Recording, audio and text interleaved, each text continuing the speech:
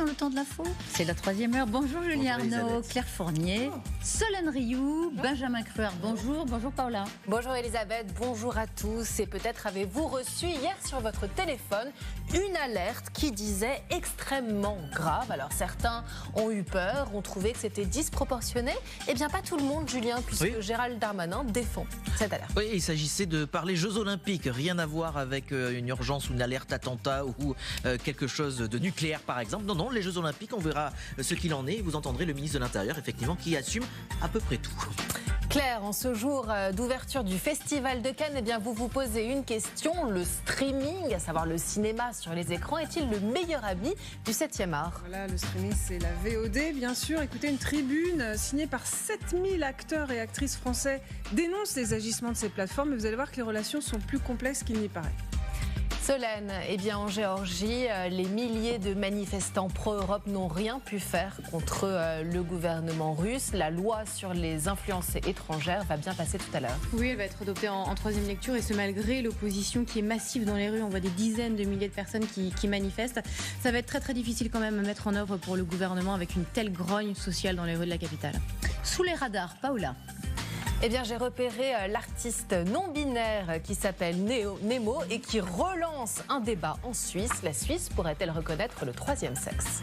Notre invitée à 11h30, Muriel Reus. Elle est fondatrice et présidente de l'association Femmes Avec, cofondatrice de MeToo Média. Et elle signe ce matin une tribune dans Le Monde. MeToo en persiste et on signe un nouveau signal d'alarme lancé à l'occasion de l'ouverture du Festival de Cannes, justement, dans quelques heures. Et puis Benjamin, avec vous dans l'info en grand, la situation en Nouvelle-Calédonie est-elle hors de contrôle ? On parle d'émeutes, de pillages, d'interpellations. C'est un projet assez contesté du gouvernement qui suscite la colère des indépendantistes et vous allez nous montrer des images assez effrayantes d'une nuit d'une rare violence. Oui, encore ce matin, regardez la vue de Nouméa, c'est-à-dire que vous avez de multiples panaches de fumée qui continuent d'obscurcir l'horizon. Alors que c'était durant la nuit qu'on sévit les émeutiers. Ça vous dit à quel point il y a eu un nombre d'incendies colossal pour cette nuit du côté de Nouméa. Alors qu'est-ce qui a brûlé ? Énormément de véhicules.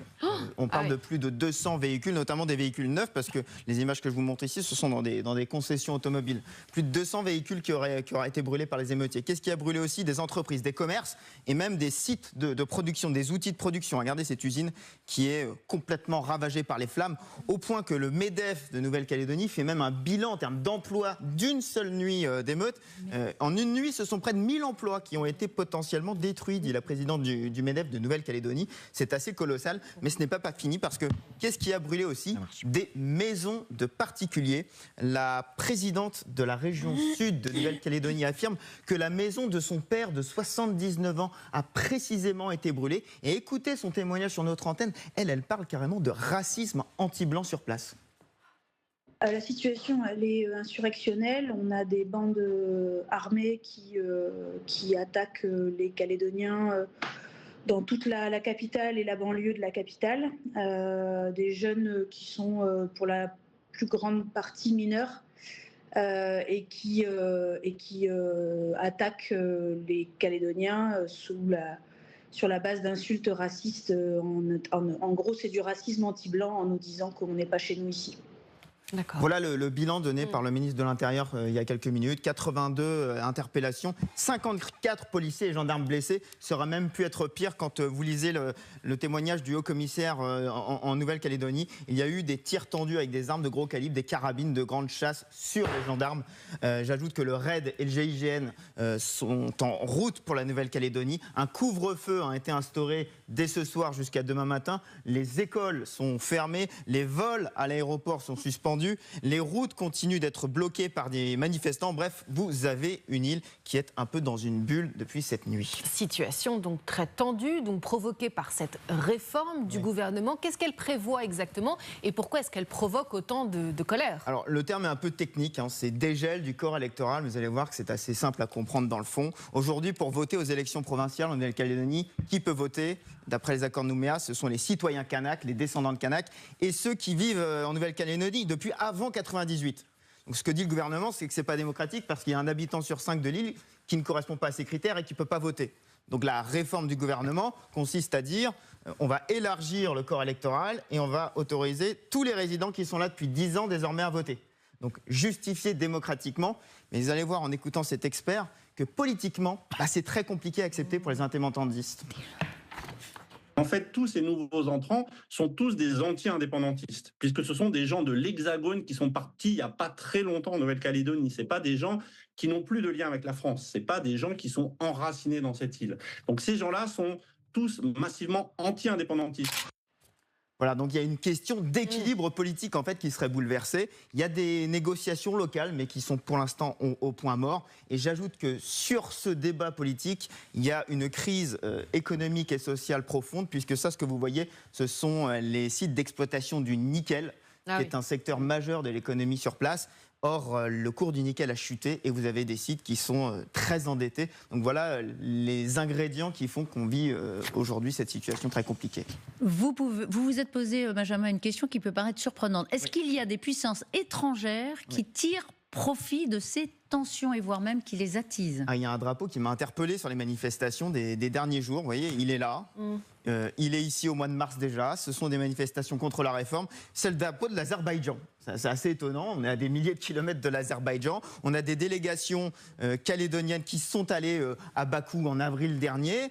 Une élue ici du Congrès. Et vous avez un compte qui s'appelle Bakou Initiative sur les réseaux sociaux qui ne cesse de soutenir les Kanaks.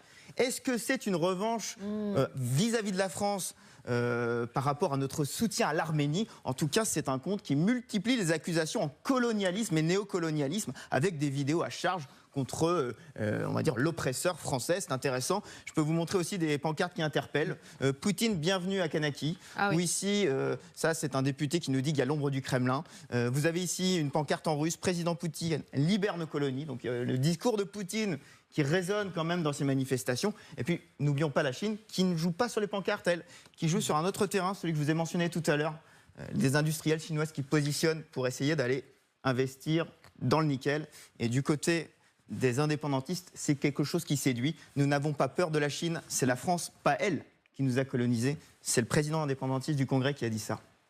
Passionnant. Merci beaucoup Benjamin Cruard. Julien, est-ce qu'il y a déjà des réactions politiques en métropole? Oui, le ministre de l'Intérieur qui a réagi ce matin et il y a quelques instants, c'est le Premier ministre Gérald Darmanin en déplacement qui a donc été invité à commenter ce qui s'est passé cette nuit, que les institutions puissent continuer à légiférer, violence n'est jamais justifiée ni justifiable, priorité, le rétablissement de l'ordre. Gabriel Attal. La priorité, évidemment pour nous, c'est de rétablir l'ordre, le calme et la sérénité. C'est la raison pour laquelle le ministre de l'Intérieur a annoncé l'envoi de renforts avec cet objectif, l'ordre, le calme et la sérénité. Ensuite, je le dis, c'est mon ADN et c'est la marque de fabrique de mon gouvernement. Je crois profondément au dialogue, à la capacité à se parler. Évidemment, je serai au rendez-vous avec le gouvernement pour avancer dans le dialogue. Voilà, affaire à suivre, comme on dit. Merci beaucoup, Benjamin Cruard. Dans un instant, suite du dossier géorgien avec vous, évidemment, puisqu'aujourd'hui, il y a une loi qui va être votée à l'encontre de l'opinion publique. Et puis, une alerte. Oui. Si vous n'étiez pas en téléphone muet, ça vous a peut-être surpris hier, hein, surtout à sacrément. Paris. Ouais. Et là, Gérald Darmanin aussi a tenté de justifier. Vous racontez tout ça dans un instant. Julien Arnaud, notre invité, Muriel Réus, pour parler d'une nouvelle initiative du MeToo cinéma et même au-delà, une tribune de 147 personnalités, en majorité des femmes, mais pas seulement, quelques hommes. Muriel Réus viendra nous parler de ce nouveau cri lancé en faveur de la lutte contre les violences sexuelles faites aux femmes. À tout de suite.